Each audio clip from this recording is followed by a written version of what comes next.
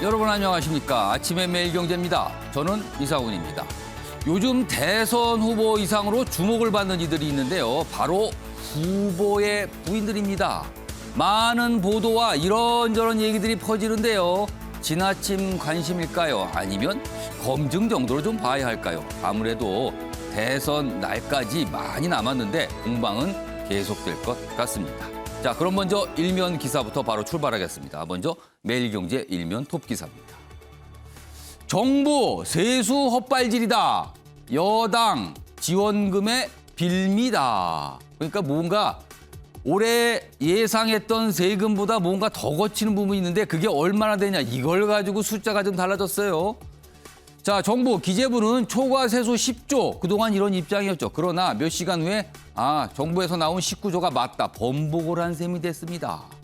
자, 그러자 여당에서는 정부가 이거 세수 속였다. 국정조사감이다. 앞서서 이런 얘기를 꺼냈죠. 국정조사감이라는 얘기까지 나왔습니다. 대단한 압박이었습니다. 다음은 한국일보 보겠습니다. 대만 위협 반대한다. 선 넘으면 조치한다. 어제 미, 중 정상들이 화상으로 회담을 가졌어요. 양자회담. 좀 더 보죠. 바이든 시진핑 첫 정상회담 화상으로 이루어졌습니다. 바이든 취임 10개월 만에 화상 대화인데 대만 문제 그리고 무역 문제로 굉장히 팽팽하게 맞섰다. 이렇게 돼 있습니다. 그러나 양측 모두 자기 주장만 해서 사실상 따지고 보면 알맹이가 없다 이런 비판 나오는데요. 그래도요. G2 국가의 정상들이 만났다, 대화했다. 이 자체는 의미가 있다. 이런 평가도 나옵니다. 이번엔 중앙일보 확인해 보겠습니다. 기사가 아래쪽에 있습니다. 명성황후 관련된 내용이죠. 이런 얘기를 남겼다고 합니다. 그 당시에 일본 외교관이요. 조선 왕비 죽였다. 시해가담 일본 외교관 추정 편지가 발견됐습니다. 자, 그럼 외교관의 편지가 발견이 됐는데 이런 내용이에요. 그럼 그 당시 일본 정부가 관여했다. 이 증거 되는 것 같습니다, 지금요. 을미사변 다음 날 일본 친구의 서한을 보냈다. 학계에서는 일본이 그간 민간인이 벌인 일이다. 이렇게 주장했는데요. 외교관 가담 편지는 국가 범죄의 증거가 될 수 있다. 이런 분석 나오고 있습니다. 굉장히 중요한 증거가 발견이 된 겁니다. 마지막으로 경향신문 보겠습니다. 기사가 이쪽 끝에 1단 기사로 자리하고 있습니다. 어제 이제 밤에 나온 소식이죠. 주가 조작, 그러니까 도이치모터스 관련이죠. 주가 조작 혐의 권오수 회장 구속됐습니다. 자, 그렇다면요. 지금 이 구속 자체가 주목받는 게 아니라요. 바로 밑에 부분이다. 검찰이 윤석열 국민의힘 대선 후보 부인인 김건희 씨에 대한 수사를 과연 어떻게 할까? 여기는 탄력받을 수 있다. 이렇게 적고 있습니다. 어제 밤에 나왔던 소식입니다. 자, 지금까지 일면기사 짚어봤고요. 오늘도 뉴스의 의미를 깊숙하고 생생하게 분석해 주시기 위해 그리고 알쏭달쏭한 뉴스의 뜻을 좀 조목조목 짚어주시기 위해 네 분께서 자리하셨는데요. 한 분씩 소개해드리겠습니다. 자, 먼저 가장 첫 자리에 이종구 시사평론가 앉아 계시고요. 오늘은 특별히 김남국 더불어민주당 의원 모셨습니다. 그리고 그 옆에는 김병민 국민의힘 선대위 대변인 나오셨습니다. 오늘 여야에서 가운데 자리 잡으셨고요. 그리고 마지막 자리에는 조대진 변호사 나와 계십니다. 자, 안녕하세요. 안녕하십니까. 네, 안녕하세요.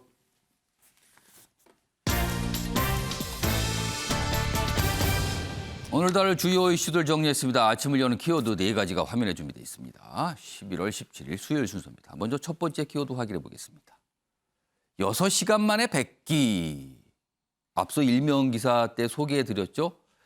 여당과 정부, 기재부 사이의 초과 세수 액수 그리고 최근에 재난지원금 등 추가 재난지원금 등 이런 문제를 갖고 갈등 상황이 있었는데 사실상 기재부가 6시간 만에 100기를 들었다. 송구하다. 이런 입장이 나왔거든요. 이 얘기 준비되어 있고요. 두 번째 키워드는 검은망도 대역이었나. 어제 사진. 어떤 보도가 됐는데요. 사진이 몇 장 나왔죠. 근데 이 사진이 굉장히 여러 가지 얘기가 나왔고 논란이 됐어요. 결국은 이건 좀 잘못됐습니다. 오보다. 그러면서 사진이 이제 내려졌거든요. 그런데 거기에 등장한 검은 망토의 어떤 분 굉장히 주목을 받았어요. 오늘 좀 얘기해 볼 예정이고요. 세 번째 키워드는 수사 새 국면입니다. 도이치모터스 주가 조작 사건과 관련된 내용입니다. 수사가 과연 어디까지 확대될 것인가 이런 겁니다. 지금요. 마지막 키워드는 한순간 가장됐다. 코로나 백신 접종 이후에 여러 가지 부작용 호소하신 분들 많거든요. 그리고 목숨을 잃는 분도 나왔습니다. 자, 그러자 그 유족들이 이런 얘기를 합니다. 한순간에 가장이 됐다. 그러나 정부는 너무 무관심한 거 아닙니까? 이런 호소들이 나오고 있습니다. 자, 아침에 매일경제 본격적으로 출발하겠습니다. 첫 번째 이슈는요. 이 올해 예산안에 관련돼서 초과세수 액수 그리고 그 돈의 사용처를 놓고요.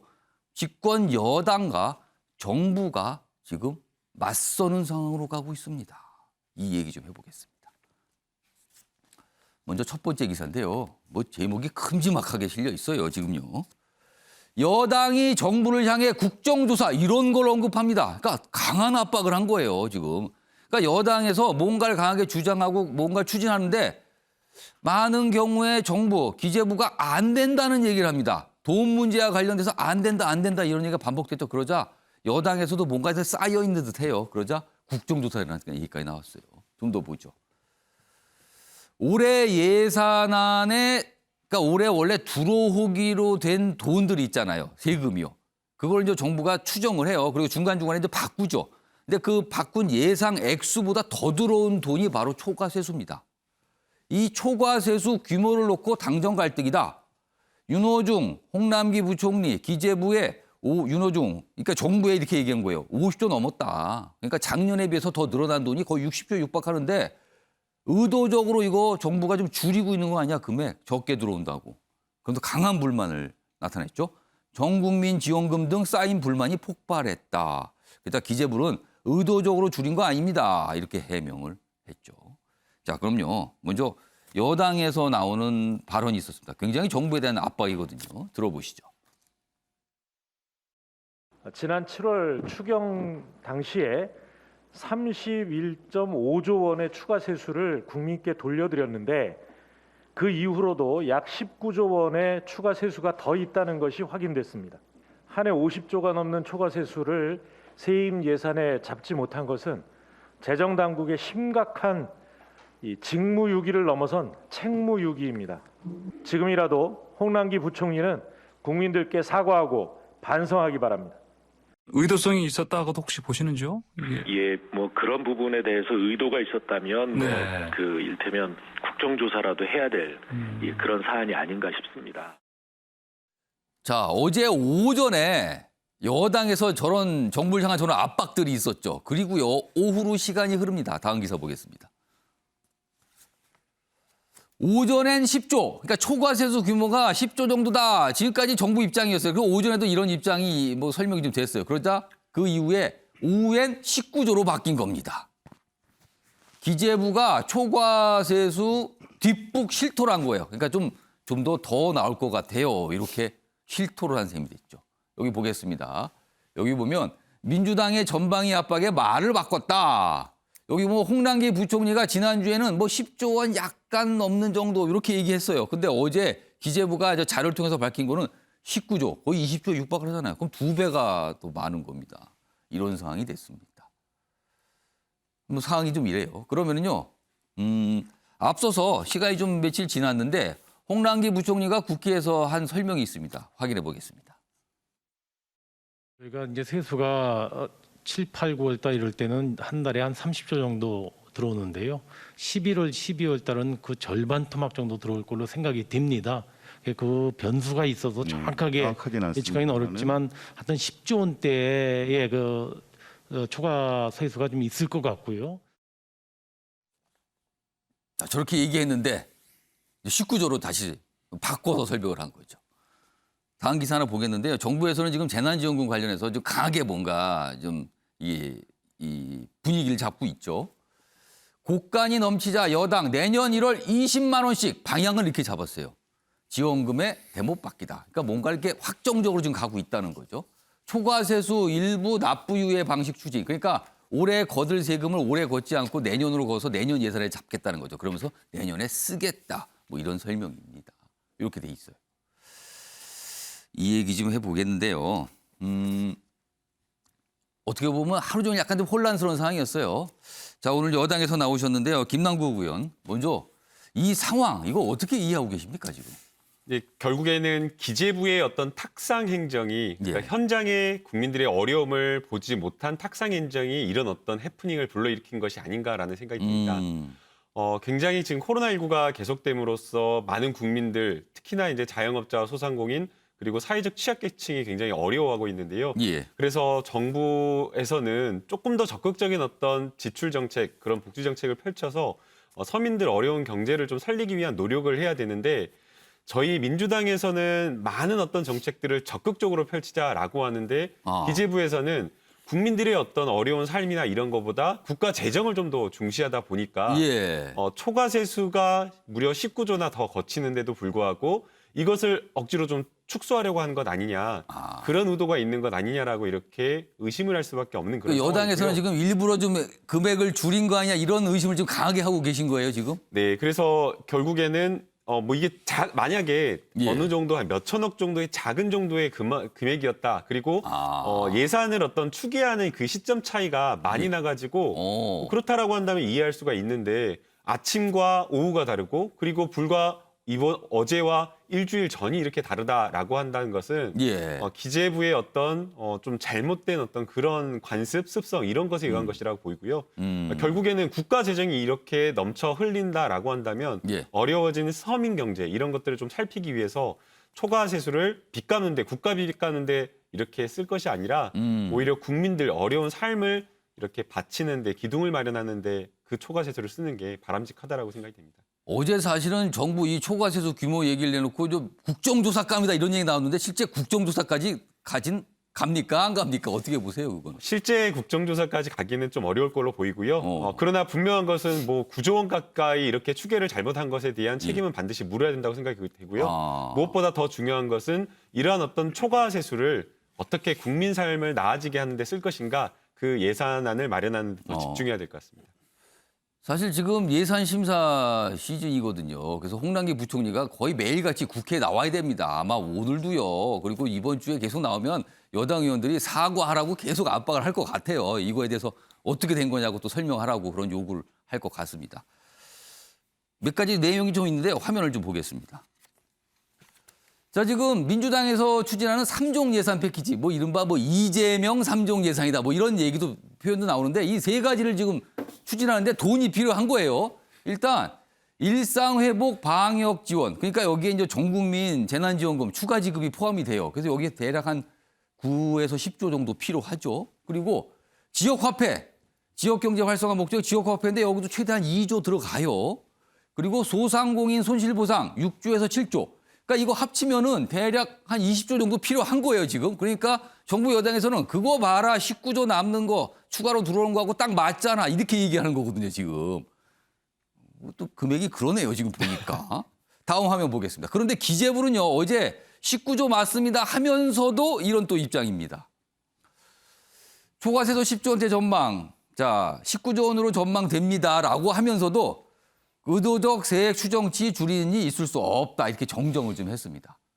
그런데요, 사용처에 대해서는 그럼에도 불구하고 여기저기 아직 쓸 때 다 정해진 거 많아서 그렇게 넉넉하게 다른 곳에 여당에서 요구한 데 쓸 수 있는 입장은 아닙니다. 이런 분위기를 좀 보이고 있어요, 지금 여전히요.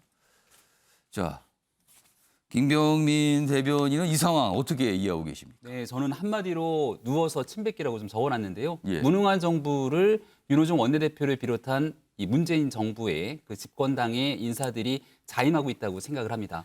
누가 지금 이 뉴스 기사를 자칫 잘못 보다 보면은 다른 정부에 해당되는 그 정당의 인사들이 비판하는 목소리로 착각할 소지가 굉장히 높을 것 같아요. 통상 당정 이렇게 표현을 네. 쓴단 말이에요. 동상이요. 문재인 정부에 예. 있는 또 더불어민주당의 인사들이 지난 기간 입만 열면 얘기했던 것이 당, 정, 청 예. 모두 한 몸으로 국민께 열심히 일하고 있다는 목소리를 높이지 않았습니까? 근데 지금 상황에서 만약 기재부가 이 초과 세수에 대해서 이 추가 재원에 대한 예측을 제대로 잘못하지 못했다면 그것은 문재인 정부의 책임이고 이 문재인 정부와 협력했던 더불어민주당이 고개 숙여 반성해야 될 내용일 수 있습니다. 예. 근데 지금 윤호중 원내대표를 비롯한 더불어민주당 인사들이 목소리를 세게 높이고 나오는 이유는 딱 한 가지죠. 바로 대통령 선거에서 이재명 후보에게 힘을 실어주고 이 재원들을 어떻게든 선거에 활용하려는 것 아니냐라는 의구심을 지우기 어려운데 올해 새롭게 거친 그러니까 예측됐던 본 예산보다 더 많이 거친 세원이 한 50조 정도가 된다는 것 아니겠습니까? 예. 얼마 전에 윤석열 후보가 집권을 하게 되면 코로나로 피해를 입은 자영업자들을 위해서 긴급 구조로 50조를 쓰겠다고 얘기를 합니다. 예. 그러니까 민주당의 윤호중 원내대표가 아무도 안 믿는다, 헛소리하지 마라 이런 얘기를 하거든요. 예. 실제로 예측보다 훨씬 더 많이 거친 돈이 있으면 코로나에 대한 위기 극복을 위해 쓰는 게 실력 있고 능력 있는 정부일 텐데 지금 벌써 올 한 해가 다 지나가도록 정부는 많은 재정을 집행했지만 국민의 삶은 나아지지 않았기 때문에 예. 무능한 정부를 자임하고 있다고 생각합니다. 그러니까 이게 지금 이제 추가 세수가 생겼어요. 그러니까 생각보다 돈이 더 거친 돈이 여유가 생긴 거죠. 자, 이 돈을 어디다 쓸 것이냐. 그리고 정부 여당에서는 지금 여러 군데 이제 항목을 나눠서 이제 추진하고 있는 거고 정부에서는 기재부에서는 이미 그 항목 대부분 정해져서 그렇게 여유 없습니다. 그렇게 쓰면 안 됩니다. 이런 입장으로 맞서고 있는 상황입니다. 그래서 당정이 대립하는 모습인데 여당이 굉장히 좀 압박을 하고 있는 거죠. 자, 그렇다면요. 방금 전에 김병민 대변인이 당정청 뭐 이런 표현 썼어요. 그럼 청와대는 어떤 생각일 걸까요? 화면으로 보겠습니다. 이철희 청와대 정무수석. 그러니까 어떻게 보면 청와대 입장을 좀 대변한다고도 볼 수 있죠.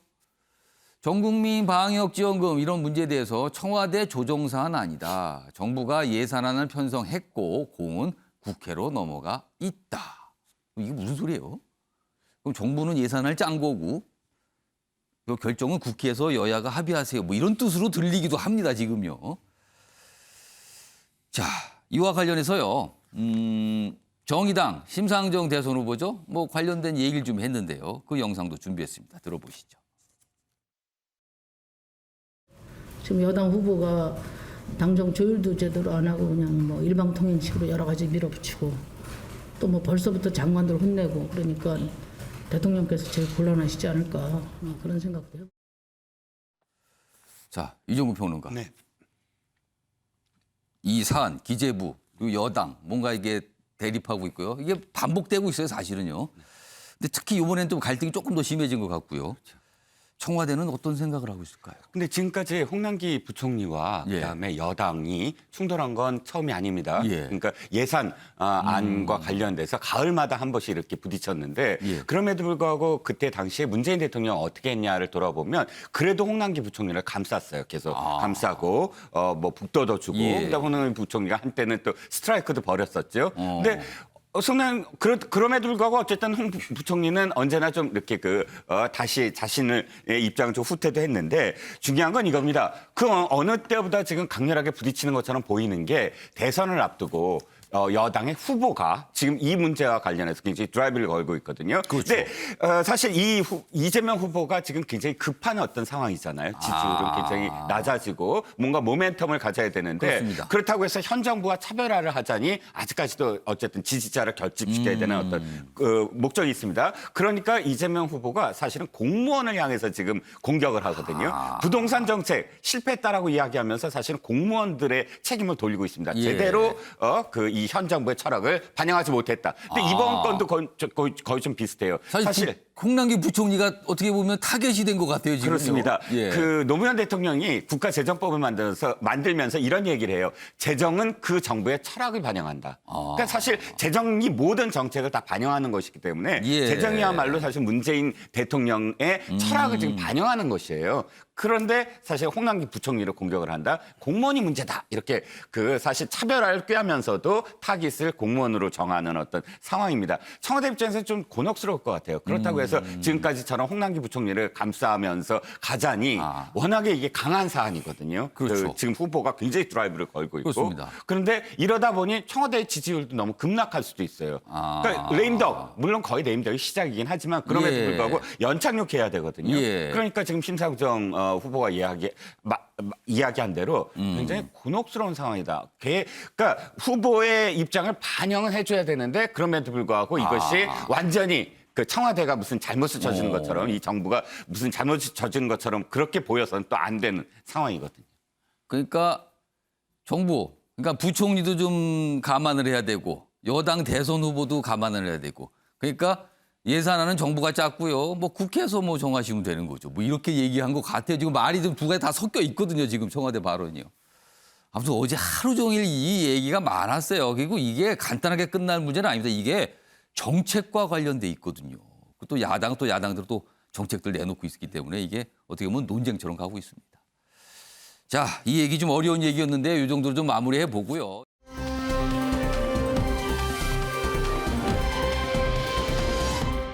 이번엔 대선 주자들 관련 얘기로 좀 넘어가 보겠습니다.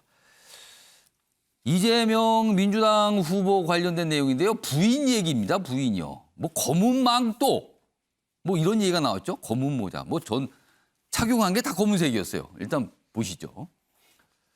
일단 제목은 이래요. 검은 망토 여인은 누구? 종일 논란이었는데 이재명 후보 측에서는 수행원입니다라고 이제 설명을 했어요. 그러면서 뭔가 좀 이렇게 잦아들었죠.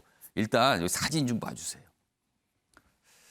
이게 한 인터넷 매체가 이제 뭐 특정 보도, 단독 보도라고 해서 처음에 사진 기사를 올린 거예요. 사진을 공개하면서 내용을 공개했는데 좀 최근에 이제 이 낙상 사고를 입은 이재명 후보의 부인 김혜경 씨. 그러니까 뭐 아무래도 관심 인물이 됐죠. 그래서 외출하는 거를 이제 기다렸다가 사진을 찍은 거예요. 근데 처음에 이 온몸을 다 검은색 뭔가 옷으로 착용한 보세요. 모자부터 선글라스, 마스크, 망토까지 다 검은색이에요. 그래도 뭐 일명 검은 망토로 이렇게 표현이 됐죠. 자, 이 인물이 바로 부인이다. 김혜경 씨다. 이렇게 처음에 보도가 됐거든요. 그런데 이후에 민주당에서 여러 가지 설명을 많이 내놨어요. 그래서 아니고 그때 당시에 그 같은 자리에 있었던 바로 이 사진의 인물이 바로 김혜경 씨다. 이렇게 설명이 되면서 이게 오보였구나. 이렇게 되면서 정정이 됐죠. 이런 상황이었습니다. 이 사진 두 장이 주목을 받은 겁니다. 기사 내용 좀 더 보겠습니다. 여기 좀 설명되어 있죠. 인터넷을 달군 사고 후 첫 외출 사진. 자, 처음에 이걸 찍은 매체도 김혜경 씨 아니다. 저 검은 망토의 주인공은 아니다. 정정을 했습니다. 그리고 이재명 후보 측은 뭐 처음에 약간 해명이 조금 이렇게 처음에 충분하게 나오지 않았어요. 그 이후에 추가적인 설명이 계속 곁들어지면서 약간 좀 혼란을 좀 더 가중시킨 거 아니냐. 뭐 이런 얘기까지 곁들여져 있습니다. 자, 그럼요. 이와 관련해서 민주당에서 설명을 열심히 했습니다. 그 내용 들어보겠습니다. 예, 그 사진은 명백하게 후보 배우자가 아닙니다. 수행원 중에 한 사람이고요. 네네. 그래서 저희가 그 사실을 정확하게 고지를 하고 대통령 후보 부인을 차량 4대를 동원해 미행하는 과잉 취재도 부족해 확인되지도 않은 사람 후보 배우자로 적시해서 사진까지 보도했습니다. 이재명 후보 배우자는 당시 병원에 진료를 받으러 가는 길이었고 다른 의상을 착용한 상태였습니다. 조대진 변호사, 이게 뭔 일이었습니까? 뭐 앵커께서 설명을 해주셨는데 어쨌든 검은 망토가 되게 문제가 되기는 했었죠. 어제. 굉장히 좀 사실 시선을 끌었어요, 사실은요. 그러니까 이게 뭐 이준석 대표도 이게 일부 뭐 가짜 대역을 쓴 거 아니냐라고 얘기가 나오기는 하고 있는데 이제 그 관심을 일으켰던 게 전부 다 까만색 선글라스에 까만색 모자에 전부 다 올 블랙으로 하고 나왔던 거죠. 이게 어떻게 보면 굉장히 눈길을 확 끄는 모습이긴 해요, 사실은요. 그래서 튀게 나오게끔 해서 나왔고 언론 취재들도 그러면 저렇게 튀게 나오는 게 뭐 관심을 집중하려는 거 아니냐라는 의심을 했는데 결국에는 이게 김혜경 씨로 밝혀지지 않았고 다른 수행원이다라는 설명을 캠프 측에서 지금 한 걸로 알고 있습니다. 근데 이제 지금 기자들이 관심이 많죠. 지금 김혜경 씨가 지금 다친 상태고 낙상 사고로 인해서 그렇습니다. 어느 정도 컨디션을 회복하고 있는지가 되게 이제 관심사이긴 한데 이 정도까지 취재를 좀 하지는 않았으면 좋겠어요. 뭐 지금 현장에 있는 기자들이 경찰들로부터 분당경찰서의 경찰들로부터 스토킹에 관련된 그 경고도 받은 그렇습니다. 상태로 지금 알려지고 있는데 물론 국민들이 궁금해할 수가 있고 그런 부분들을 취재를 할 수가 있는데 저렇게 올 블랙으로 나왔다는 것만으로 저게 뭐 본인인지 아닌지가 뭐 이렇게 이슈가 될 정도로 이게 기사화될 필요가 있는지에 대해서는 되게 의문을 해봐야 될 것 같고요. 그리고 너무 좀 이렇게 따라다니면서 뭐 이렇게 뭐 대역을 썼다라는 그런 의문들이나 뭐 의혹들도 이것도 너무 좀 이렇게 뭐 너무 앞서 나간 거 아닌가라는 생각이 듭니다. 그래서 후보를 그러니까 대통령 선거 때는 후보를 바라봐야지 예. 후보 주변에 계신 분들이나 후보 주변에 있는 문제들에 관련돼서는 관심은 갖되 필요 이상의 뭐 정열을 쏟을 필요는 없다 이런 생각이 좀 듭니다. 그러니까 너무 과도한 취재 정렬을 쏟고 있는 거 아니냐 이런 지적이셨어요. 김당구 의원님, 네. 이 검은 망토의 주인공 좀 봐주세요. 확실히 좀 눈길을 잡아요, 사실은요. 근데 이렇게 같이 나왔으니까 이분은 누굴까? 아마 그쪽 이 매체에서 그렇게 주문한 것 같은데 혹시 이 복장을 한 게 이 김혜경 씨 여기서 이제 나중에 설명이 됐는데 이분이라고 시선을 좀 돌리기 위한 의도적인 약간 대역 아닌가? 뭐 이런 시선이 있거든요. 맞습니까? 어떻게 보세요? 이제 저는 이제 거기까지는 알기는 어려운데요. 예. 우선은 좀 이해하기가 어려운 게 대통령 후보자의 부인이라고 한다면 사실은 완전히 공적 인물이라고 보기는 어렵고 뭐 어느 정도 국민적 관심 있는 분이기 때문에 취재는 저는 할 수는 있다고 생각이 그렇죠. 됩니다. 예. 그러나 여전히 완전한 공인은 아니기 때문에 사실은 취재 영역도 공적인 어떤 내용 그런 대상이어야 되는데 그러니까 후보만큼 정도의 강도의 취재는 좀 적합하지 않다 이런 말씀이시네요. 네, 그래서 분명히 어떤 제한이나 한계가 있다라고 보이는데 지금 저 사진 같은 경우에는 그러한 어떤 공적인 영역에 있는 내용이라고 보기에는 좀 어렵고 무엇보다 문제가 되는 것은 취재의 과정과 확인 이후에 아니라고 했는데도 그대로 그냥 강행 보도를 했다라는 좀 겁니다. 시간이 지났죠. 그 시간이. 그러니까 저 사진을 모두 다 취재하는 취재 기자가 다 확보를 했던 것으로 보이고요. 계속해서 밀착해서 김혜경 여사를 취재를 했던 기자라고 한다면 까만 저런 어떤 의상을 입은 사람이 누군지는 몰라도 마스크를 쓰고 선글라스를 쓴 오른쪽 사진이 김혜경 여사라는 걸 충분히 알 수가 있었을 거거든요. 그리고 또 동시에 이 까만색으로 이렇게 의상을 한 여성이 김혜경 여사가 아니다라고 캠프가 확인을 이미 해줬습니다. 그런데도 불구하고 오보를 아예 좀 작정하고 의도하고 낸 것 아닌가라는 그런 생각이 들기 때문에 취재 윤리에도 좀 반하고 어떤 공적 영역에 있는 인물을 취재하는 그런 어떤 사안에서도 좀 적절하지 않았다라고 생각이 됩니다. 앞서 지금 뭐 경찰에서 스토킹 뭐 이렇게 경고를 받았다라고 하는데 너무 과도한 겁니다. 아니, 후보자를 그렇게 따라다닌다라고 한다면 그것도 사실은 조금 어떻게 보면 이해가 안 되는데 후보자의 부인을 무려 차량 4대를 동원해가지고 계속해서 쫓아다녔다라고 하는 것은 좀 너무 과하지 않았나라는 생각이 듭니다. 하여튼 뭐 결과적으로 보면 저 설명이 다 됐고요. 아까 해프닝처럼 이렇게 끝나버렸어요. 자, 김병희 대변인. 예. 경쟁 대선 후보의 부인과 관련 사안이거든요. 자, 어떻게 보세요? 좀 관심이 좀 지나쳤다고 보세요? 아니면 좀 뭐 이거는 그래도 어떻게 보면 취재 또는 검증 과정에서 나올 수 있는 일이다 이렇게 보세요. 어떤 시각이십니까? 두 가지를 좀 언급하고 싶은데요. 첫 번째는 김남국 의원님 말씀 주셨던 것처럼 후보자와 또 배우자, 가족에 대한 관심, 그리고 공적 영역에서의 검증은 필요하지만 이게 이제 기준과 도를 지나치게 됐을 경우에 나타나는 부작용들도 상당합니다. 네, 이러한 내용들이 상대 후보의 기준과 또 우리 후보의 기준이 서로 상이하게 나타나지 않는 좀 동등한 형평성을 가졌으면 좋겠다는 시각에서 윤석열 후보의 부인 얘기를 살짝 하시는 것 같아요, 지금요. 그동안 이재명 후보를 후보 측을 비롯한 더불어민주당 내 인사들이 숱한 가족에 대한 정치적 공세들이 상당했기 때문에 이 얘기를 좀 짚고 넘어가고 싶고요. 두 번째 이제 선거 전략에 관련된 문제인데 이 뉴스가 처음에 보도됐을 때 굉장히 눈길을 끌 수밖에 없는 내용입니다. 그러면 캠프 차원, 그러니까 선거대책위원회 차원에서는 사실이 아니라면 즉각적인 대응을 통해서 문제를 좀 바로잡아야 되는데 시간이 조금 지체가 됩니다. 그러다 보니 그 지체되는 시간 속에서 이미 내가 보고 느꼈던 부분들을 사실로 인지하게 된다면 이걸 바꿔내기가 쉽지가 않거든요. 더군다나 이게 빠르게 퍼져요. 굉장히 빠르게 그리고 퍼집니다. 이게 수행원이라고 얘기를 하게 되는데 수행원이라면 일부 대역을 쓴 것 아니냐 등에 대한 언급까지 나오고 있습니다만 저 같은 복장으로 만약 그 현장에 나오게 되는 순간 사진과 이슈 주목을 받을 수밖에 없거든요. 그래서 왜 수행원이 저 같은 복장을 하고 혹은 대역 등의 행동들을 했을지에 대해서도 저는 여전히 전략적으로 잘 이해가 가지 않는 측면이 있습니다.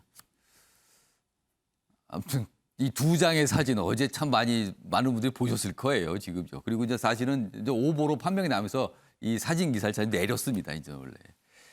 자, 이런 가운데요. 다음 기사 좀 보겠습니다. 지금 이재명 후보의 지지율이 좀 답보 상태예요. 그리고 국민의힘의 윤석열 후보하고 좀 격차가 좀 벌어진 상태의 그런 지지율 조사 결과가 지금 계속 나오고 있는 상황이거든요. 그러니까 아마 당 내부에서는 이제 위기라고 인식을 하는 분위기입니다. 그 관련 기사입니다. 선대위를 보니까 몸집만 크고 후보는 불쑥 발언을 많이 하더라. 그러니까 공약 관련 내용인데 후보가 너무 이렇게 쉽게 얘기하는 거 아니냐. 그러자 여당 컨트롤 타워 비상이다. 뭔가 이렇게 일관되게 일목요연하게 뭔가 이렇게 끌고 가는 게 없는 거 아니냐. 뭐 이런 지적입니다. 좀 더 보죠.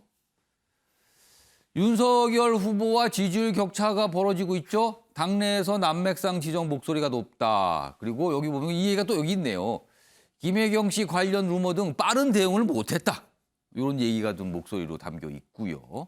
그리고 이재명 후보가 당 또는 이 정부와 좀 조율이 충분히 안 된 그런 뭐 공약성 발언들을 좀 계속했거든요. 이게 혼란 아니냐. 뭐 이렇게 얘기했습니다.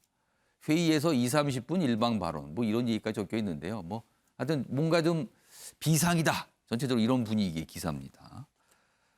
요 얘기 좀 해보겠는데요.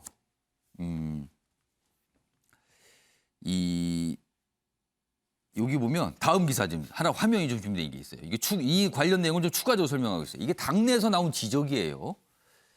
지지율 격차, 이재명 후보가 행정 경험 같은 장점을 살리지 못하고 단점을 오히려 극대화하는 잘못된 캠페인을 하고 있는 거 아니냐. 당내에서 지금 여기 보면 민주연구원 부원장이죠. 최병천 부원장. 이 싱크탱크 내에서 나온 목소리인 거예요. 그러니까 이런 걱정을 하고 있는 거죠. 그러니까 이렇게 되면 이게 후보 스스로 디스하는 상황이 된다. 뭔가 좀 이렇게 잡아야 된다. 이런 목소리까지 나왔습니다. 이종구 평론가. 네네.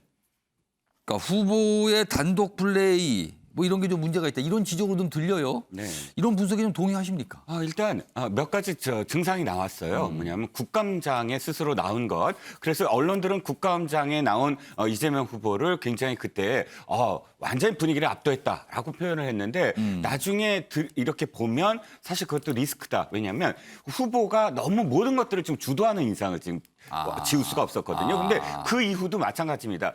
후보의 역할이 사실 어디까지냐가 중요한데 BBK 기억하시죠? 예. BBK 공방이 벌어졌을 때 이명박 후보에 그때 정동영 후보 측이 정동영 후보가 직접적으로 BBK를 공격하지 않아요.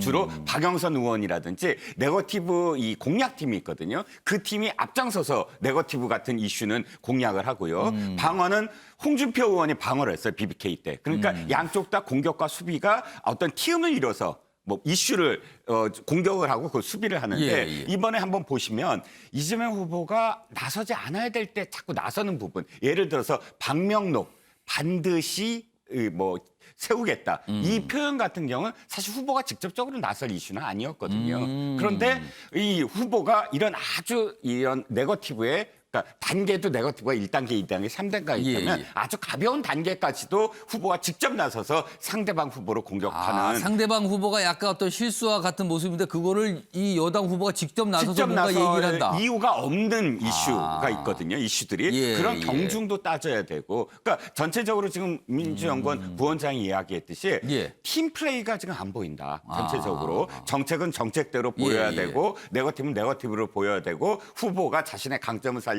어떤 이슈를 주도해 가야 되고 이런 분리된 모습이어야 되는데 지금은 후보가 너무 전면에 모든 문제를 다 지금 하고 있고 그러니까 도리어 또 제가 뭐 바깥에서 보기에는 이런 이 팀에서 좀 손을 놓고 있는 듯한 느낌?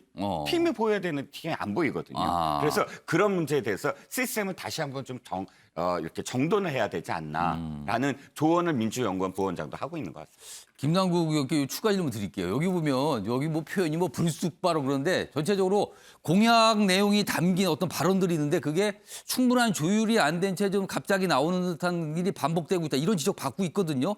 이거에 대해서 지금 선대위 체제가 민주당 끌어졌잖아요. 그 내부에서 약간 위기의식을 느낍니까? 아니면 어떤 변화를 좀 주려는 준비가 되고 있습니까? 지금 이제 여론조사가 굉장히 조금 격차가 좁혀지기보다는 그게 이제 유지되는 채로 나오고 있어서. 격차가 좀 있어요, 지금요. 그래서 이제 그 컨벤션 효과가 계속되는 것 아니냐라는 그런 지적이 있어서 캠프 내에서도 굉장히 위기감을 느끼고 있고요. 그러나 이제 아직 그 선거라고 하는 그 기간이 지금 112일 정도 한 4개월여 시간이 남았기 때문에 지금 체제를 정비하고 다시 한번 이런 선대위가 제대로 뛸 수 있는 그런 어떤 계기를 마련하면 충분하게 좋은 결과를 낼 수 있다고 보고 있고요. 지금 뭐 결국에는 선대위가 뭐 여러 가지 뭐 장점이나 단점 이런 게 있을 수 있겠지만 예. 처음에 이제 구성을 할 때는 그래도 원팀을 만드는 게 예. 중요하다라고 하면서 오히려 이재명 후보의 어떤 가까웠던 사람들이 이 손으로 다 물러서고 선대위의 요직과 좀 빛나는 자리 그런 자리를 다 양보했거든요. 근데 대개 후보 같은 경우에는 그런 어떤 권한 있는 자리는 안 놓고 이렇게 욕심을 부리는 경우가 많은데 이재명 후보 같은 경우는 선대위 원팀 꾸리는 것 이런 것들을 위해서 그냥 다 내려놓고 양보했는데 예. 원팀 꾸리는 데는 그런 어떤 선대위 구성이 참 좋았는데 예. 또 빠르게 기민하게 신속하게 대응하는 데는 좀 어떤 그런 원팀의 메머드급 선대위가 조금 부작용 단점이 있었던 것 아니냐 이렇게 보고 있는 거고요. 그래서 조금 더 의사결정 체계를 콤팩트하고 그리고 또 의사결정하는 것만으로 중요한 게 아니라 신중하게 내린 의사결정을 빠르게 집행력 있게 돌파하는 것도 중요하기 때문에 이러한 어떤 체계를 지금 준비한 상황입니다. 잘 돌아가는지 그렇다면 곧 보여드리겠습니다. 선대위에 약간 이제 변화나 어떤 뭐 조직에 약간 좀 변화를 주겠다는 걸로 들리는데 그렇다면은 이재명 후보의 생각을 잘 이해하는 인물들로 좀 선대위 체제를 조금 변화를 준다 이렇게 이해도 됩니까? 아니 지금 이제 어떤 보직 변경이나 이런 체제 개편 이런 것들을 이야기하는 것은 아니고요. 예. 지금 있는 어떤 그 임명된 자리에서 예. 권한과 책임 이것을 좀 더 명확히 하고 분명하게 해서 선명한 어떤 선대위 그런 어떤 구성을 가져가겠다라는. 김남국 의원께서는 최근에 이재명 후보에게 좀 이런 조언을 하고 계십니까? 항상 조언을 하고 있고요. 예. 또 수용성이 높으셔가지고 또 빠르게 많이 받아들이고 또 이게 소통에 굉장히 능하십니다. 그래서 국민들하고도 이렇게 소통해가지고 예. 그 국민들에게 받은 문자나 이런 것들을 또 전달하면서 선대위에 반영하자라고 해서 국민들이 생각하시는 것 곧 이렇게 변화된 모습을 보여드릴 수 있을 것 같습니다. 그러니까 뭔가 좀 달라진 모습을 보여줄 준비를 하고 있다. 좀 이런 뜻의 설명을 좀 계속 해주셨어요. 자, 이런 상황에서요. 아까도 이철희 정무수석 등장했는데 이번에 다시 나와요. 문재인 대통령 지지율과 관련된 얘기를 합니다. 그러면서 문재인 효과다. 이런 표현을 씁니다. 화면 좀 보시죠. 자, 언론 인터뷰에서 이런 질문을 받아요. 임기 말 문재인 대통령 높은 지지율 받고 있는데 어떻게 평가하세요? 왜 그런 겁니까? 라는 설명에 이렇게 설명을 해요. 문재인 효과 아닐까요? 뭐 바르고 착한 대통령 뭐 이런 설명을 한 거예요. 그러니까 굉장히 극찬을 하면서 문재인 효과다라고 설명을 합니다. 자, 그럼요. 이와 관련해서 구체적으로 어떻게 설명을 한 건지 목소리를 담았습니다. 들어보시죠. 조금 더 좁혀서 보면 저는 뭐 감히 문재인 효과이지 않을까 싶은데 바르고 착한 대통령이라고 생각하거든요. 제가 가까이 모셔서 그런지 모르겠습니다만 한눈 안 팔고요. 부패 안 하고 권력의 단맛에 취하지 않고 오직 일만 하시는 대통령이라 국민들이 그런 점을 좀 높게 평가하지 않는가 싶고 대통령이 퇴임하기 위해서 문 앞에 섰을 때 박수 받으면서 떠나는 대통령이 되면 좋겠다라는. 지금 문재인 대통령의 지지율이요. 여론조사에 따라서 약간의 차이는 있지만 40%를 중심으로 위아래로 움직이고 있어요. 상당히 높은 겁니다. 얼마 안 남은, 임기가 얼마 안 남은 대통령을 감안한다면요. 그런데요. 김남국 의원님. 반면에 여당 대선 후보인 이재명 후보의 대선 후보 지지율은 대통령 지지율만 못 미치고 있어요. 지금 이게 현실이거든요. 차이가 좀 있습니다. 이거는 왜 그런 겁니까? 보통 통상적이면 임기 말 대통령의 지지율보다는 여당 대선 후보의 지지율이 앞서는 게 보통이라고 과거에 경험을 했었는데 이번엔 다르거든요. 왜 그럽니까? 이제 보통의 과거의 어떤 경우에는 예. 여당 후보가 뭐 잘했다, 뭐 대통령 현직 대통령보다 못했다 이런 어떤 상대적 비교보다 예. 과거의 역대 정권들이 다 그냥 임기 말에 뭐 여러 가지 비리라든가 어떤 문제가 있어서 실망한 어떤 지지율 때문에 기대를 어떤 반영한 여당 후보보다 낮은 게 통상적이었고요. 그러니까 레임덕 현상이 아주 극심했다는 거죠. 그래서 이제 그것을 일반적이다 말하기는 어렵고 예. 오히려 지금 문재인 대통령이 마지막까지 여러 가지 국정 운영과 관련되어서 측근 비리라든가 권력형 비리 이런 것들이 없어서 국정 운영과 관련된 부분에 대해 레임덕 없이 운영하고 있다. 그리고 이제 그런 어떤 지지가 반영된 것으로 보입니다. 그래서 뭐 대통령 지지율보다 왜 여당 후보의 지지율이 낮냐 그게 문제다라는 식으로 이렇게 보는 것은 아니다. 오히려 문재인 대통령 국정 운영이 잘한 것이 있다. 그런 것들이 반영됐다 이렇게 봐야 되고요. 그다음에 이제 또 높은 어떤 기대감이나 이런 지지가 여당 후보에게 있으면 좋겠는데 지금 이렇게 지지율이 조금 주춤하고 있는 것은 일시적 어떤 현상이라고 보이고요. 예. 결국에 이제 대통령 선거라고 하는 것은 미래의 5년을 어떤 평가하고 기대하는 예. 그런 어떤 국민의 지지가 이렇게 실려 있는 것이기 때문에 예. 앞으로의 어떤 여당 후보로서의 공약 그리고 또 비전과 관련된 부분에 국민이 공감하는 것을 충분하게 보여준다라고 한다면 지지율도 반등의 계기를 마련해서 조금 더 대통령의 지지율보다 높은 지지 그리고 또 더 중요한 건 윤석열 후보를 따라잡는 것이기 때문에 그렇죠. 그게 중요하겠죠. 여당 후보로서. 네, 그런 것들을 만들기 위해서 지금 열심히 정책 준비도 기획도 하고 있습니다. 그러니까 대통령의 높은 지지율이 그렇게 부담스럽고 그런 부담을 느낀 상황이 아니다. 이 말씀이신 거네요, 지금. 오히려 부담이 아니라 예. 집권 여당의 후보이기 때문에 대통령의 지지율이 높아야지 좋은 것이고요. 그걸 나쁘게 볼 것은 당연히 아닙니다. 오히려 도움을 받을 수 있다. 그런 말씀이시네. 아무튼 여기 뭐 바르고 착한 대통령, 뭐 한눈 안 팔고 부패 안 하고 권력 딴맛에 취하지 않고 사실은 좀 의미심장하게 들려요. 굉장히 자세히 뭔가 설명을 했거든요. 물론 질문을 받으니까 설명을 하긴 했는데 아무튼 이런 얘기가 좀 주목을 받았습니다. 이런 가운데요. 다음 기사 하나 더 추가해보죠. 역시 이제 여당과 관련돼 있는데 움직이는 여권 책사로 통하는 양정철 전 청와대 비서관. 이재명 구원 등판할지 주목이다. 총선 이후 오늘 첫 여의도행 여당 의원들과 비공개 간담회 예정입니다. 그러니까 이 인물이라는 어떤 위상 그걸 따져보면 오늘 이 모임 이게 심상치 않다는 건 기자들이 엄청난 취재를 할 거예요. 도대체 무슨 얘기를 한 것인가. 아마 나오겠죠. 무슨 얘기들이. 조대진 변호사. 네. 조대진 변호사는 양정철 전 민주연구원장하고 좀 과거에 좀 인연이 있으시니까 제가 질문 좀 드릴게요.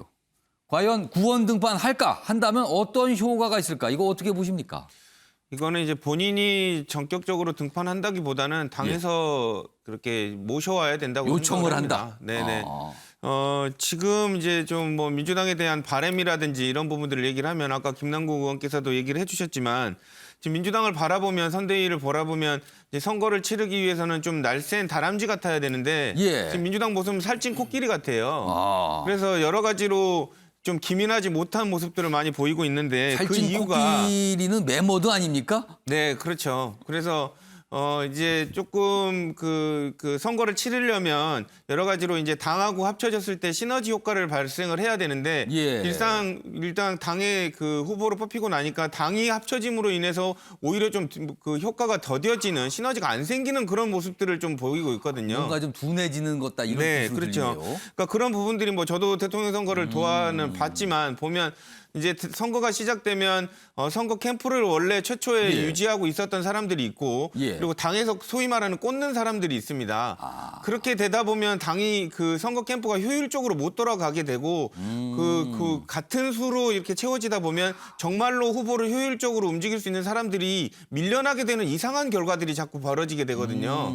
그렇게 되면은 그 후보가 좀 더 이렇게 기민하게 움직일 수 있는 그런 부분들이 없어지게 됩니다. 예. 그러니까 그런 부분들을 당도 조금 파악을 해야 될 것 같고요. 예. 그런 부분에 있어서 당은 행정적 절차나 이런 부분들을 담당을 하고 불필요한 절차들을 제거해주는 그런 역할들을 주도하는 게 좋고 측근들로서 그 기존에 해왔던 사람들이 효율성을 따져서 일을 좀 진행할 수 있게 돕도록 하는 게 당의 역할이라고 생각이 되기 때문에 예. 이런 그 측근들은 그대로 돕고 양정철 비서관 같은 예. 양정철 그 부원장 같은 사람들은 예. 적극적으로 끌어와서 이제 효율적으로 일을 할 수 있게끔 그런 책사 같은 사람들을 당에서 지원하는 그런 모습이 돼야 된다고 저는 생각을 합니다.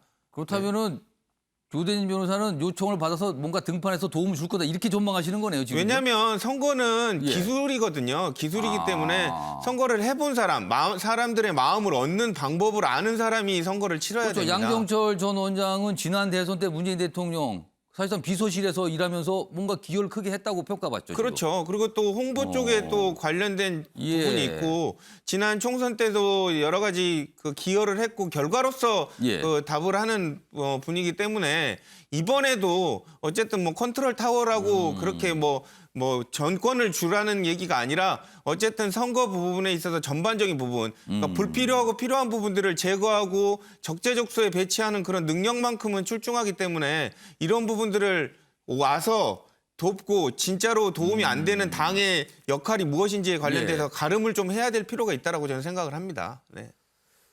아무튼 오늘 이 비공개 간담회, 이거 비공개할 때가 더 관심이 있죠, 사실은. 뭔가 또 중요한 얘기를 하는구나, 이런 게 이게 관심이 되는데 오늘 한번 주목받을 것 같습니다.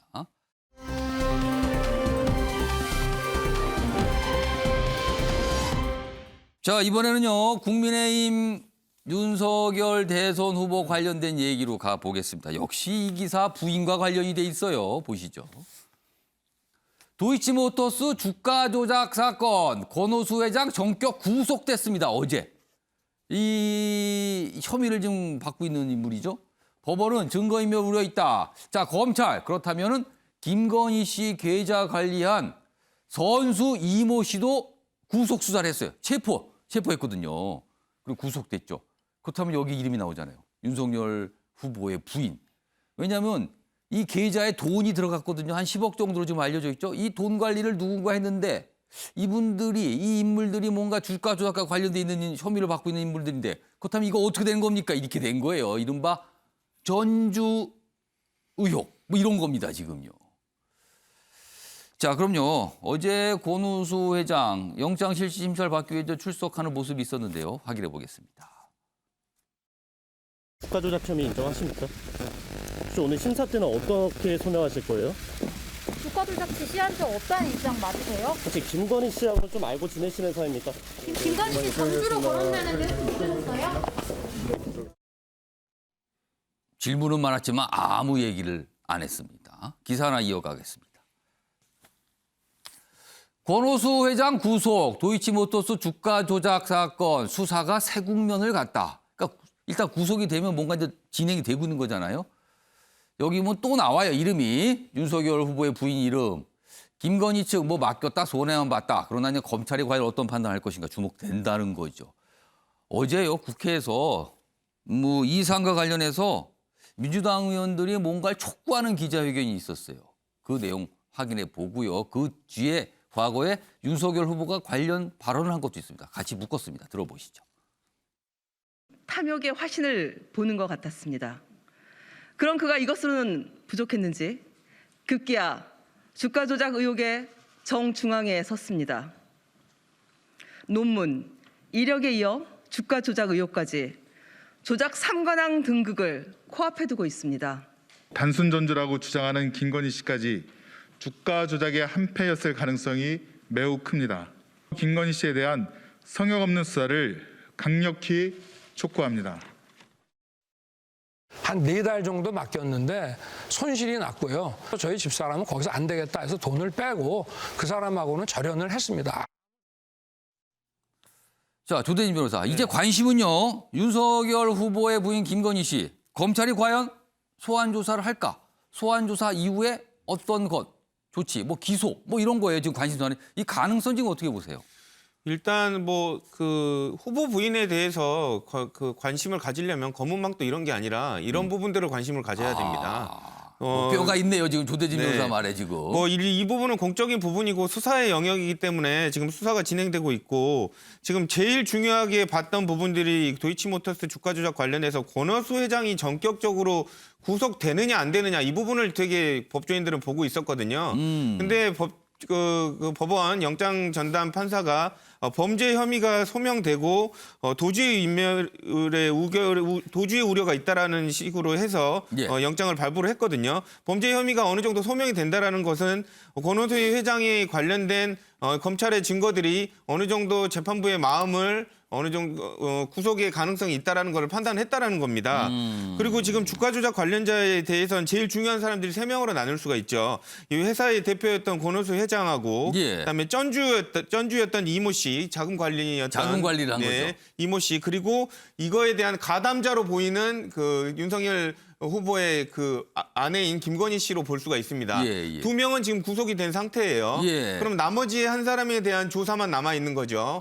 그러면 2사람이 3사람을 한 세트로 봐서 주범이라고 봤을 때 한 사람만 지금 구속이 되지 않은 상태인데 나머지 그 모습은 2명이 구속됐다고 봤을 때 뭐 지금 윤석열 후보는 아까 인터뷰에서 뭐 돈 관련돼서 잠깐 맡긴 것뿐이다라고 얘기를 했는데 만약에 잠깐 맡긴 것뿐이면 그 들어간 시점, 돈이 들어간 시점이라든지 이런 부분으로 봤을 때 권오수 회장이라든지 그 전주인 대리인이 구속될 리가 없거든요.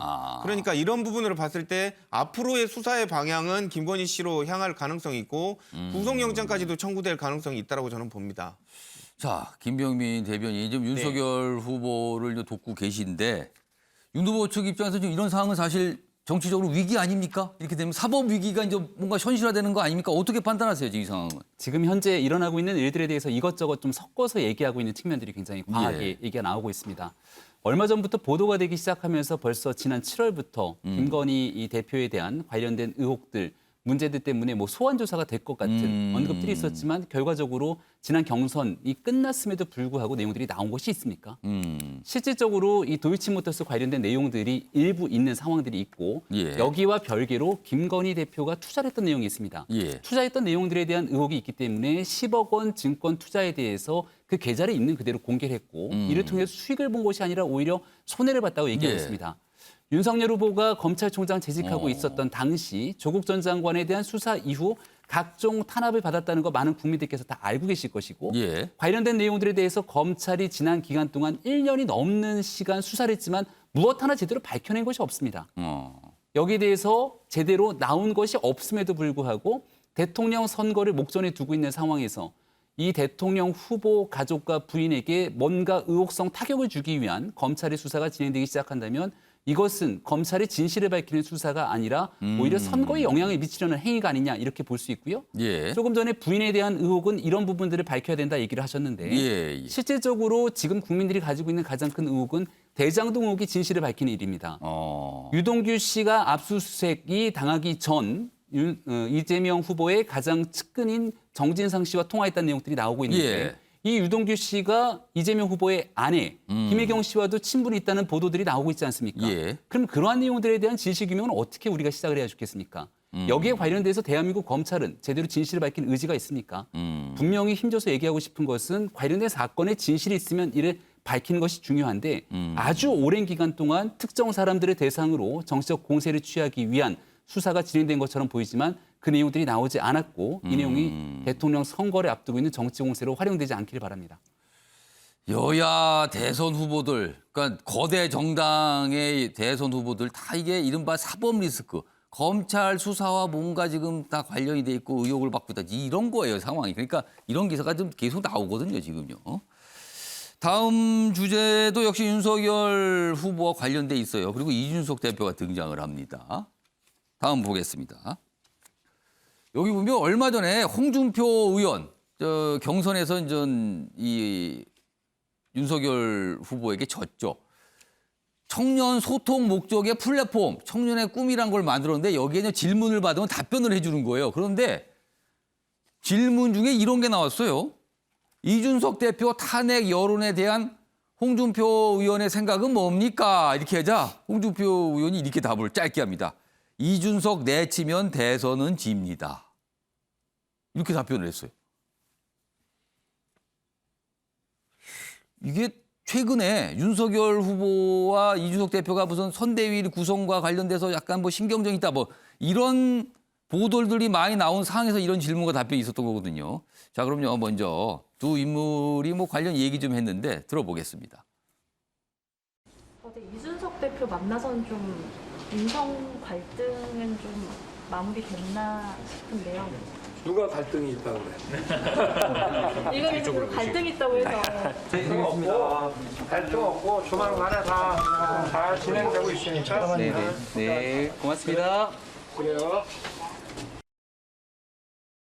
기본적으로 뭐 선대위라는 것이 구성하는 과정에서 매우 항상 뭐 여러 가지 이견들이 나오게 마련이고 그렇기 때문에 저희가 갈등이 뭐 있는 것처럼 보이는 것이지 저와 후보가 직접 대화하는 부분이 있어가지고 뭐 서로 오해가 크거나 아니면은 뭐 문제가 있는 부분은 없다 이렇게 말씀드리겠습니다. 김병희 대변인, 뭐 오늘 마침 나오셨으니까. 아니 국민의힘 지지자들 사이에서 이준석 대표 탄핵해라 이런 주장이 있습니까 실제? 이거 왜 나온 겁니까 이런 질문이? 글쎄 저도 잘 이해하기가 좀 어려운 측면들이 있는데요. 일단은 확실한 것은 이번 대통령 선거를 앞두고 이준석 대표가 국민의힘의 당대표로 열심히 역할을 하고 있고 또 젊은 세대들을 대변하기 위한 많은 노력들을 하고 있지 않습니까? 윤석열 후보와 또 이준석 대표뿐 아니라 이 정권 교체를 바라는 국민의힘 모두가 원팀으로 함께 하는데 별로 이견이 없다고, 전혀 이견이 없다고 저는 생각하고 있고요. 그러니까 언론에서 계속 이견이 있다 이렇게 쓰는 겁니까 그러면은 지금? 예, 관련된 이준석 대표 같은 경우는 본인의 생각을 가감없이 주장하고 또 언론에서 예. 여러 가지 인터뷰 등으로 생각들을 전달하고 있기 때문에 대한민국에서 특히 정권 교체를 바라는 국민의힘 지지층들의 생각이 모두 다 하나로 일관될 수는 없는 것 아니겠습니까? 각자의 다른 생각들이 표현되고 있는 것으로 보이나 실제 선거대책위원회를 구성하고 그리고 그 이후로 나아가기 위한 정권 교체의 길에서 모두가 다 한마음 한뜻으로 함께하려고 하는 의지에는 전혀 변함이 없다는 말씀을 드립니다. 자, 이종훈 평론가. 네. 이런 질문이 홍준표 의원이 지금 꾸려가고 있는 이 청년 소통 플랫폼에서 나와서 이 질문이 그 답변이 있었는데 이런 질문이 왜 나왔다고 보세요? 일단 청년의 꿈에 지금 들어가 있는 예. 20대, 30대는 예. 사실상 이준석 대표를 굉장히 지지하는 사람들이에요. 그러니까 중복됐죠. 예. 그러니까 홍준표 전 대표가 답변을 이렇게 할 수밖에 없는 그런 그 공간입니다. 그 플랫폼이. 예. 그런데 실질적으로 탄핵 여론이 있었어요. 제가 그 게시판에서 확인한 바에 의하면 이게 사실 장군 멍군 하는 느낌인데 예. 장군은 사실 20, 30대가 막 빠져나왔잖아요. 그리고 그 당이 흔들리는 것처럼 보였어요. 처음에. 뭐 탈당한다 뭐 그런 탈당한다. 얘기군요. 거기에 예. 사실 그 윤석열 후보의 지지자들이 예. 아니 이렇게 지금 흔들리는데 당대표가 중심을 잡아줘야지 도리어 오. 이게 적게 지금 발표하면 안 돼요. 이게 사실은 굉장히 많아요. 이렇게 이야기한 부분 이런 부분들이 윤석열 지지자들이 봤을 때는 윤석열 후보를 흔드는 거 아니냐. 당대표가 좀 도와줘야지. 중심을 불편하다 잡아줘야지. 그런 얘기 자꾸 하는 게. 차라리 2030의 상징이라면 2030을 붙잡을 수 있는 어떤 이 모션을 취해야 되는 게 아니냐. 이런데 사실상 보면 이 지지자들의 어떤 그런 공방 정도라고 보여집니다. 워낙에 윤석열 후보의 지지자들도 탄탄한 어떤 그런 팬심을 지금 보이고 있으니까. 다만 정치 경험이 전혀 없는 윤석열 후보가 당을 이렇게 이 어떤 감싸는 과정. 예. 그러니까 쉽지는 않을 거예요. 예. 쉽겠습니까? 정치 경험이 없는데 또 뿌리도 없고 그런 과정들이 어쨌든 리더십을 보이는 과정이거든요. 그러니까 포용의 리더십을 보일 거냐. 예. 결단력 있는 리더십을 보일 거냐. 그런 그 모습들로 사실 관전 포인트는 거기에 있다라고 보여집니다. 탄핵 주장 그리고 정치 경위원은 윤석열 후보가 당을 어떻게 잘 끌고 아우를 수 있을까 뭐 이런 게 관심사라는 분석이셨습니다. 아주 주목을 좀 끌었어요. 뭐 답변이 참 짧습니다. 내치면 집니다. 뭐 이거예요 지금요. 내치지 말란 뜻이죠 그러면 이게.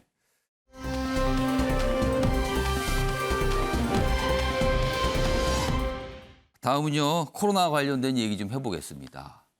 오늘 그러니까 어제 확진자 숫자가 오늘 아마 이제 공개가 되겠죠. 근데 지금 3,000이라는 숫자가 나옵니다. 지금요. 예상된다고. 전국 확진자 어젯밤 9시 기준으로 2,800명 넘었어요. 자정 기준까지 가면 3,000명 될 것 같다라는 거죠, 지금. 예상을 했죠. 빠르게 늘 수 있다고. 그래서 정부는 한 5,000명 정도까지 보죠, 지금. 그렇게 해도 가능하다고. 근데 일단 3,000이라는 숫자, 못 보던 숫자가 나오는 거예요, 지금요. 일상회복발 확진자 급증이 현실화되고 있다 이렇게 돼 있습니다. 다음 보겠습니다. 다음은 이제 부스터샷을 접종하신 분들도 확진이 된다는 얘기예요. 부스터샷 맞고도 돌파 감염이다. 국내에선 처음 나왔어요. 30대 남성 2명이 확진됐는데 이분들 화이자 부스터샷 맞았답니다. 근데 확진이에요. 당국에서는 일단 극소수다. 불안해할 필요 없다라고 얘기합니다. 그래서 이제 부스터샷 간격을 좀 단축하자. 4달에서 5달 요 정도로 단축하자 얘기가 나오고 있습니다. 여기 뭐 또 3,000명이 적혀 있죠. 또 여기도. 자, 아무튼 좀 뭐 예상을 했는데 늘고 있는 상황이에요. 자, 다음은요. 백신 부작용 얘기를 다룬 기사입니다. 좀 보시죠. 한순간에 가장이 됐다. 청와대 국민청원에 쏟아진 백신 이상 하소연들입니다. 여기 소개하고 있어요. 백신 이상 반응 성토장이 된 청와대 게시판이다. 여기 보면 9개월간 백신 게시글의 42%가 부작용을 호소하는 내용이랍니다. 할 수 있는 게 글을 남겨서 세상에 알리는 것뿐이다. 왜냐하면 정부에서 웬만하면 부작용 인정 안 하잖아요, 지금요. 대처 미흡하고 신고체제 미비 등 불만이 본물입니다. 정부가 소극 대응하고 있다. 그래서 전문가들 사이에서 나오는 의견이 일단 선지원한 후에 검증을 나중에 하자. 지금은 검증이 돼야만 뭐 지원 이거잖아요. 이거 너무 오래 걸린다. 그리고 모른다 지금 이런 겁니다. 여기 밑줄이 좀 거 있는데요. 이렇습니다. 정부가 백신 접종을 독려만 했지 부작용에 대해서는 소극적으로 일관하고 있다는 지적이 나오는 겁니다.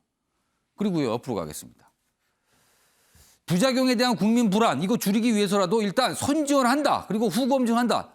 이런 입장을 정부가 과감하게 내서 움직여야 된다. 이런 목소리가 나오고 있다는 겁니다. 근데 인과관계, 지금 백신이 새로 만들어서 인과관계 잘 모르죠, 사실은요. 그런 상황에서 합니다. 자, 김남국 의원님, 여당 의원으로서 이 백신 부작용 문제, 이거 어떤 생각 갖고 계십니까, 지금? 이게 좀 더 적극적으로 국민들 입장에서 백신 부작용 문제에 대한 보상과 희생 이런 것들을 좀 고민해야 되는 것이 아닌가라는 생각이 듭니다. 예. 인과관계와 관련되어서 사실 처음 나온 백신이기 때문에 이걸 의학적으로 법률적으로 밝혀내리라고 하는 것은 굉장히 어렵고요. 시간이 많이 걸릴 거 아닙니까? 네, 그러나 그냥 저희가 상식이라는 게 있지 않습니까? 건강하던 사람들이 백신을 맞고 정말 이상 반응을 보이고 그걸로 인해서 정말 안타깝게도 사망에 이르렀다라고 한다면 그 원인을 백신에서 찾는 게 맞다라고 보이고요. 그리고 그 과정에 어떤 기왕증이라든가 이런 어떤 다소의 어떤 다른 어떤 작용들이 뭔가 있을 수는 있겠지만 그것을 밝혀내기 이전에 또 밝혀지지가 않을 수도 있습니다. 그런 상황에서 주요한 어떤 원인이 백신 부작용 때문이다라고 한다면 적극적으로 정부가 보상하고 거기에 대한 어떤 대책을 마련하는 게 중요하다고 보이고요. 그리고 또 이러한 어떤 목소리에 정부가 좀 더 귀를 기울이고 소통하려고 이야기를 듣는 그런 모습을 보여야 된다고 생각이 됩니다. 호소를 하고 있다, 청와대 게시판에 글을 쓰고 있다라고 하는 것은 정부 부처에서 이러한 어떤 백신 부작용에 의한 피해자의 목소리를 들어주지 않기 때문에 청와대 게시판까지 가는 걸로 보이거든요. 그래서 뭐 국정감사에도 지적된 것으로 보이는데 좀 더 정부에서 그리고 적극적으로 이 백신 부작용 피해자들의 이런 어떤 목소리에 귀 기울이고 보상안을 적극적으로 마련하는 게 중요할 것 같습니다. 조대진 변호사, 지금 코로나19 백신 부작용 호소하는 절차가 어떻게 됩니까? 그게 지금 마련돼 있습니까? 어떻게 돼 있습니까? 지금 뭐 정부도 아까 말씀 주셨지만 접종률 높이는 데만 신경을 써서 이렇게 지금 부작용에 대한 신고라든지 보상에 대한 체계들이 이렇게 체계적으로 되어 있지는 않습니다. 보건당국의 부작용을 신고는 할 수 있는데 신고를 한 이후에 대한 보상 절차에 관련돼서는 아직 그 규정이 돼 있는 바가 없고요. 그래서 코로나 안전성위원회가 이런 부분들을 검토를 하고는 있지만 이런 부분들이 바로 보상으로 직결되지는 않는다는 점에서 실질적으로 국민들이 백신의 부작용으로 피해를 입었다고 하더라도 이를 현실적으로 보상받는 데에는 좀 거리가 멉니다.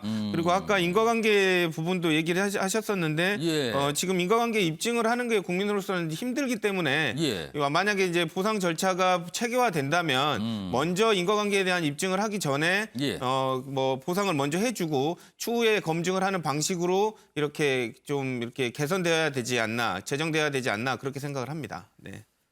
자, 그러니까 정부도 또 고민이 있어요. 여기 보면 그런 내용이 좀 적혀 있거든요. 요 밑줄 아랫 부분입니다.